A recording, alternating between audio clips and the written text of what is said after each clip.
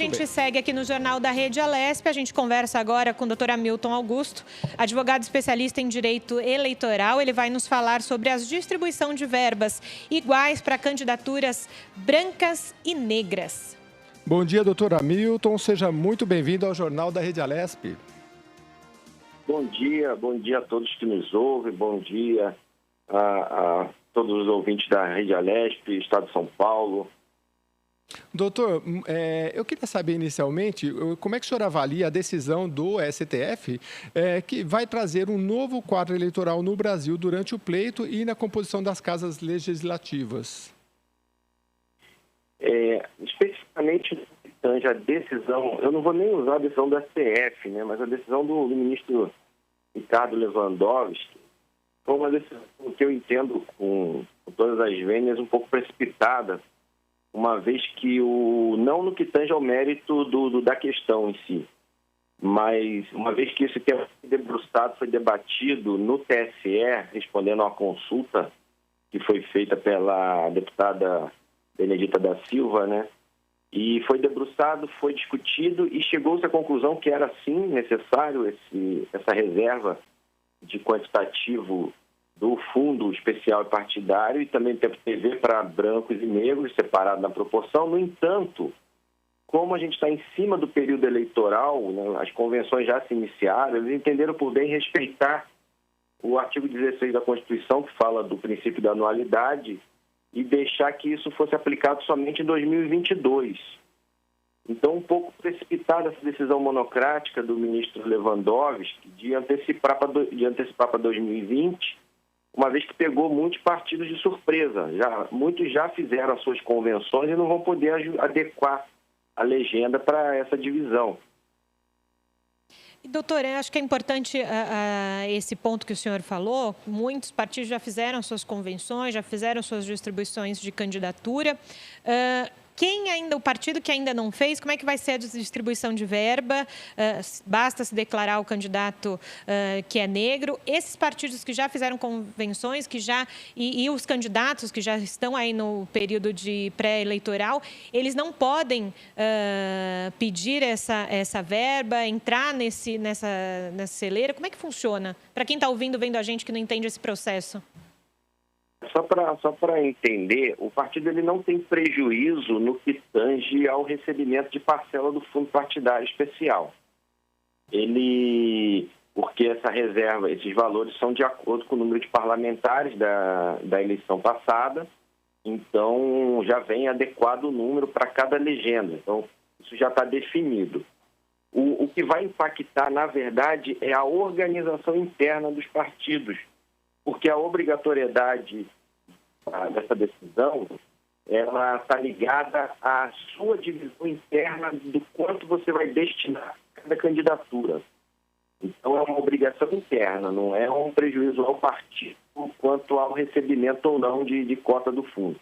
Ele fica obrigado a dividir na proporção do número de candidatos, tanto homens, candidatos e candidatas, homens e mulheres, negros, o valor do fundo partidário proporcional a essas candidaturas, além de dividir também o tempo de televisão.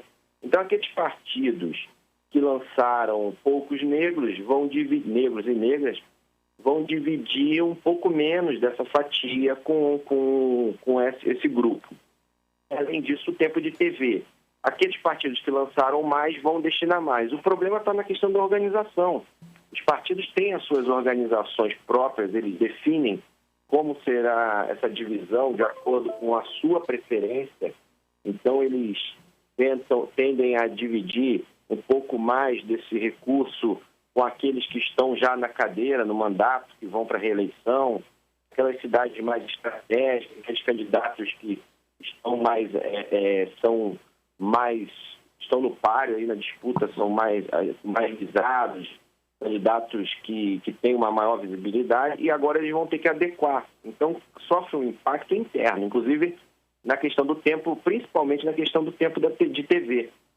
Mas não necessariamente eles vão perder, não perdem nada, porque diferente da cota de sexo, né? O pessoal fala muito em cota feminina, diferente da cota de sexo, o partido não tem uma obrigatoriedade de lançar candidaturas negras. Ele tem a obrigatoriedade de repartir parcela do fundo com essas candidaturas. Então, o que o ministro falou, que não haveria um prejuízo, de fato não há um prejuízo para a legenda, analisando o contexto geral, mas há um prejuízo no que tange à organização. Doutor, a gente está conversando aqui, então, da divisão proporcional de recursos e propagandas entre negros e brancos, na decisão do STF. Vamos dar um exemplo bem simples. Se a gente tem um partido com 10 candidatos, 8 brancos, 2 negros, como é que ficaria essa divisão? Então, ele tem que, proporcionalmente, aí nós teríamos 20%, a gente analisando nesse cenário, 20% seria de candidaturas negras. Ele teria que destinar pelo menos 20% do recurso para essas candidaturas e mais o tempo de TV proporcional. No entanto, o que acontece aí que vai gerar muita confusão e já está gerando? O TSE, ele, em alguns quesitos, ele respondeu a uma consulta, não foi uma ação, foi uma consulta. E nessa consulta algumas perguntas foram colocadas e ele disse sim, é possível. Uma consulta, ela não gera direito adquirido, ela não gera nenhum efeito mais impositivo. E aí, nessa consulta, o TSE respondeu que sim, era possível a reserva de recursos e tempo de TV para candidaturas negras.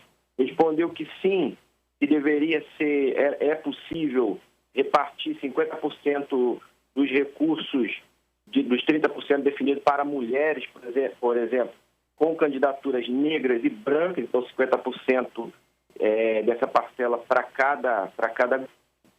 E também que o mínimo de 30% deveria ser destinado, que era possível também se garantir um 30%, o mínimo 30% para candidaturas negras, assim como foi definido para mulheres, no contexto geral. No entanto, isso foi uma consulta, e o que o TSE definiu? Definiu que seria organizado uma resolução dando todos esses pontos e dando as diretrizes para as eleições de 2022. Quando o ministro Lewandowski dá essa decisão, ele embaralha o cenário, porque ninguém sabe exatamente quanto teria que destinar. O que ficou mais ou menos definido, organizado aí, é que é proporcional ao número de cadeiras da divisão. Então, está se extraindo daí que você tem que fazer uma análise exatamente de porcentagem. Se você tem 20% de cadeiras, 20% do recurso para essas candidaturas. Mas ainda é prematuro a gente fazer qualquer análise, qualquer afirmação, porque ainda foi uma decisão monocrática, vai ter que ser avalizada pelo plenário e pode ser que o plenário do STF, por cautela, rejeite e aí volta tudo ao que era antes. Então, por hora, isso. As agremiações não sabem o que fazer, não sabem como definir. E um detalhe mais importante, quando se definiu a questão do fundo especial, a legislação obriga que os partidos políticos enviem à Justiça Eleitoral o formato da distribuição para que tenha direito ao fundo. Então, todos os partidos já tinham feito um panorama de como seria a distribuição interna do recurso do fundo especial e enviaram isso para o TSE. A gente tem aí alguns dos partidos que eu verifiquei, eles distribuem assim, X% para os estaduais, X% para aqueles que têm mandato, que vão para a reeleição, X% para jurídico, consultoria, contabilidade, etc. Então já está definido. As cidades capitais, mais tanto por cento. Agora eles vão ter que entrar nesse cenário. Eles já tinham feito uma definição, através, inclusive, de convocando a executiva, né? Foi feita uma convocação, as atas dessas reuniões foram enviadas para a Justiça. Houve até um questionamento, pouco tempo agora, de algumas atas que teriam sido copiadas de outras, o que tentou se argumentar que não fizeram a reunião, apenas foi pro forma. Então, você entra num cenário que você vai bagunçar toda essa formalidade que foi cumprida. Mas, basicamente, não tem uma regra ainda específica determinada. Então, doutor Hamilton, pelo que o senhor está falando para a gente e pelo novo calendário aí, a propaganda eleitoral começa no dia 26 de setembro, estamos no dia 14, tem 12 dias aí, quando termina o prazo para registro das candidaturas. Dentro disso, o senhor acha que, nesse período que ainda falta, os partidos, eles vão correr para ter novas candidaturas, principalmente negras, ou não? Vai ficar do jeito que está? Não vai ter essa competitividade ou talvez essa mudança nesse momento? Não acredito. Só uma pequena correção. A propaganda ela começa no dia 27. A própria lei confunde a gente quando ela fala após 26 e faz essa miscelânea. Então, mas no dia 27, 26, 19 horas é o último prazo de registro de candidatura. Eu não acredito, especificamente com a pergunta, eu não acredito que os partidos vão correr para tentar incluir, embora ainda há tempo de aproveitar as vagas remanescentes, fazer as correções nas atas. Um ponto importante é que após as convenções, aqueles que já realizaram as convenções, após as convenções, você pode muito pouco mexer nessas atas, mas pode haver aí substituição de candidato. Mas como eu pontuei antes, que você não impacta o aumento ou a perda de recursos do fundo, tanto o fundo especial quanto o fundo partidário, e também no que tange ao tempo de TV, você não aumenta ou diminui, os partidos não vão se preocupar tanto com isso. Vai ser mais uma questão de organização interna, de estratégia. Aqueles que têm mais negros, eles vão ter que direcionar mais tempo de TV e mais recursos para negros e negras. No entanto, você entra num cenário que você interfere na autonomia do partido, assim, sem uma regra específica, sem uma determinação, uma regulamentação adequada. Você imagina um cenário em que o partido tenha X candidaturas, negros e brancos, mas você tem aí quatro vereadores, vamos usar o exemplo de uma cidade pequena, 4 vereadores brancos que estão no mandato e indo para a reeleição. E aí você tem, do outro lado, negros, brancos e tudo mais, mas sem mandato, sem expressão. Não estou fazendo juízo de valor. E você agora tem a obrigatoriedade de destinar mais recursos para essas candidaturas. Mas aquele candidato mais apto, que vai ajudar o partido a engrenar, levar mais cadeiras, são os outros. Então, você prejudica uma própria estratégia organizacional do partido. Mas não creio que vá fazer com que eles corram atrás, porque a obrigação não é de aumento do fundo. Se dissesse que para receber parcela do fundo teria que ter X% de candidaturas negras, aí sim, eu creio que ia ser um impacto muito maior, ia gerar um prejuízo muito grande, ia ser partidos tentando cancelar a convenção, refazer a ata, substituir candidato, mas não dessa forma que ficou, não creio que haja esse movimento. Doutor, de qualquer forma, está valendo para esse ano e, assim, o partido que não cumprir a regra, ele pode ser penalizado? Tá valendo para esse ano, né? Enquanto não tiver uma decisão do Supremo, vale a decisão do ministro Lewandowski, e o partido que não cumprir, com certeza, ele terá sua penalidade.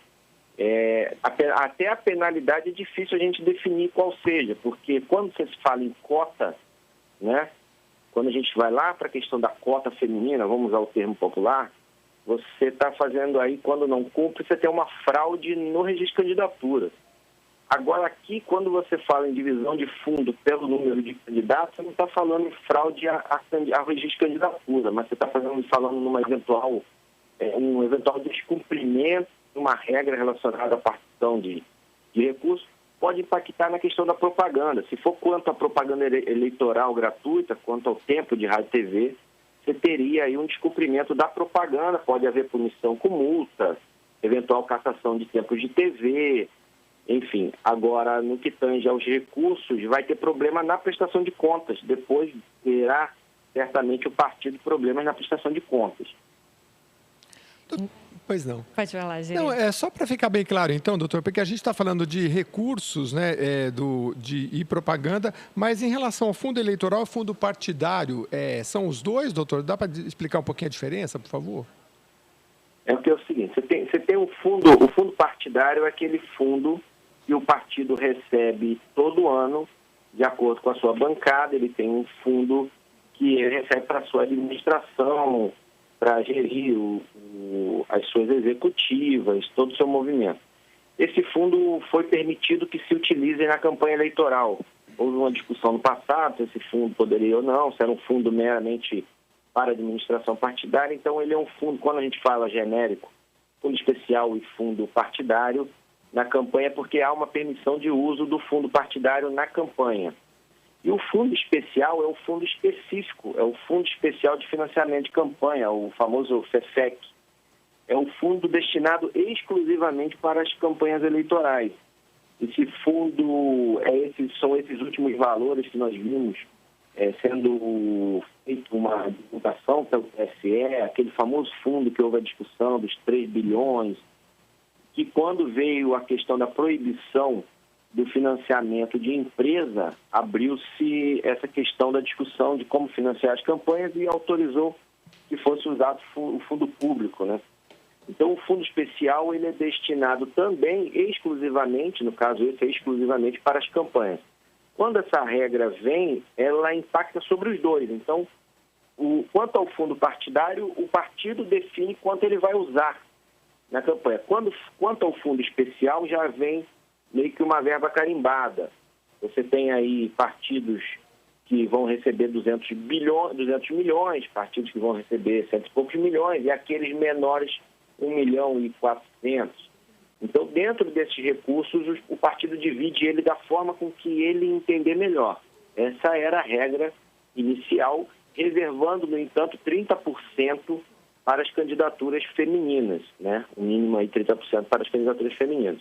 Agora, ele tem mais essa obrigação de pegar esses valores somados, fundo partidário e fundo especial, e dividir na proporção das candidaturas negras. Então, basicamente, essa é a regra. E impacta sobre o tempo de TV também, que, como eu falei, né, a decisão impacta no tempo de TV. Então, doutor Hamilton, por tudo que o senhor está nos contando e nos ajudando a entender essa decisão, até para quem está em casa entender, essa decisão não vai aumentar, então, o número de candidaturas negras, que talvez fosse a ideia inicial para que isso acontecesse. E os departamentos jurídicos, então, dos partidos vão trabalhar bastante até o dia 27, né? É verdade, não vai aumentar, é uma decisão que não aumenta, porque não cria uma cota, não cria a obrigatoriedade, assim como tem para... Eu vou usar a questão da cota feminina, que é o que ficou popularmente conhecido, mas na verdade é cota de sexo, né? É bom que até que se esclareça isso, porque se você tem um partido com 100% de candidaturas femininas, você tem que garantir 30% de homens nas candidaturas. Não é essa regra aplicada agora para negros. Não tem uma obrigatoriedade de percentual de negros para que se lancem as candidaturas. É tão somente que reserve recursos para essas candidaturas, para não deixar o que popularmente fala candidato à míngua, né? Então, para tentar, aí sim, com esse incentivo, com recurso, que a gente sabe que toda campanha precisa de recurso, não se faz campanha de graça, e para que impulsione essas candidaturas para que esses negros e negras consigam galgar mais facilmente uma cadeira no legislativo, no executivo. Então, é basicamente para isso. É mais uma forma de ajudar, auxiliar, impulsionar para que eles tenham uma forma mais fácil de disputar a eleição. Não tem uma obrigação de cadeira. Tentou-se isso na consulta, tá? É bom que esclareça. Tentou-se impor essa questão aí da obrigação de candidaturas, assim como tentou-se na consulta e perguntou se era possível garantir vaga no parlamento, e a consulta respondeu que negativo. Isso aí depende do Congresso Nacional decidir. Então, basicamente, eu entendo que não vai impactar no aumento, vai impactar, na verdade, na organização interna deles tentarem agora adequar. E, por certo, que o jurídico vai ter bastante trabalho, e talvez mais a contabilidade do partido agora, para refazer todo o desenho e também o pessoal estratégico e político estratégico, para refazer todo o desenho de articulação política. Doutor Hamilton Augusto, advogado especialista em direito eleitoral, esclarecendo aqui para a gente sobre a divisão proporcional de recursos e propagandas entre negros e brancos nesta eleição de 2020.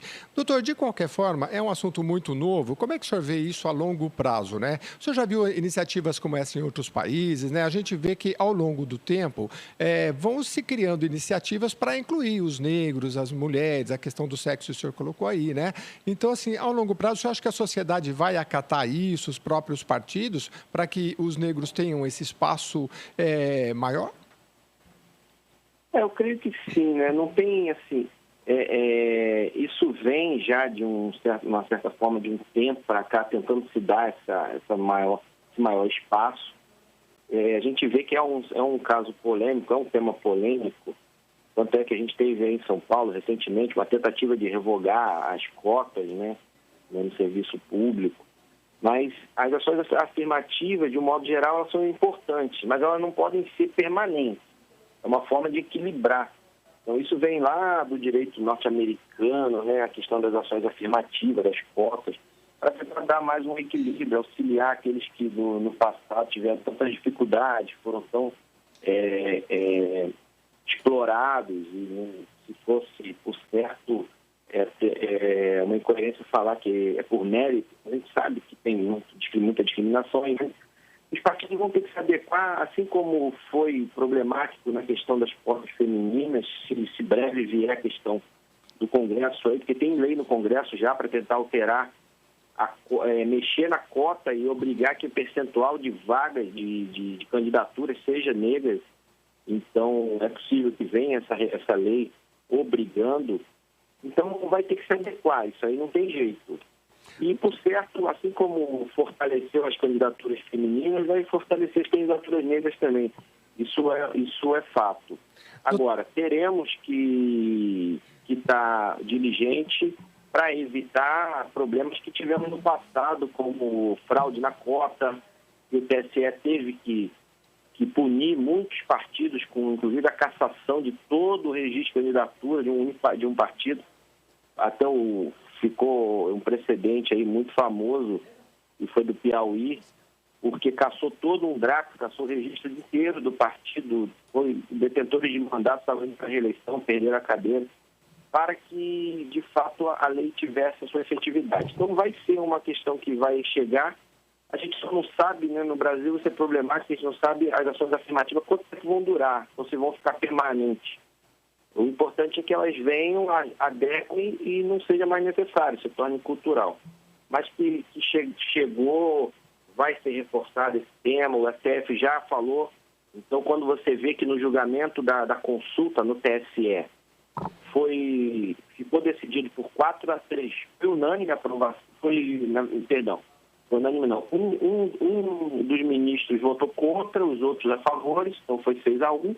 Mas na hora da aplicação para essa eleição, ficou 4-3 pela aplicação em 2022. No entanto, os 3 ministros vencidos são ministros do Supremo.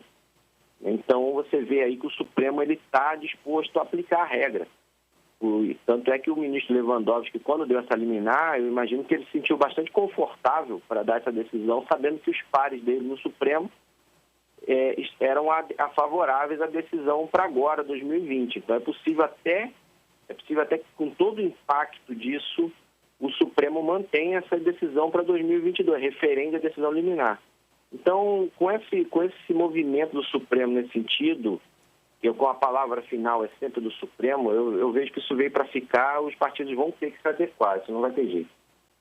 Doutor Hamilton Augusto, advogado especialista em direito eleitoral, que nos esclareceu aqui sobre a divisão proporcional de recursos e propaganda entre negros e brancos. Muito obrigado pela sua entrevista. Muito obrigada, doutor. Eu que agradeço, estou sempre às ordens. Um abraço. Lembrando, né, Jeremias, as eleições municipais foram postergadas devido à pandemia. Primeiro turno, 15 de novembro. Segundo turno, se necessário, dia 29 de novembro.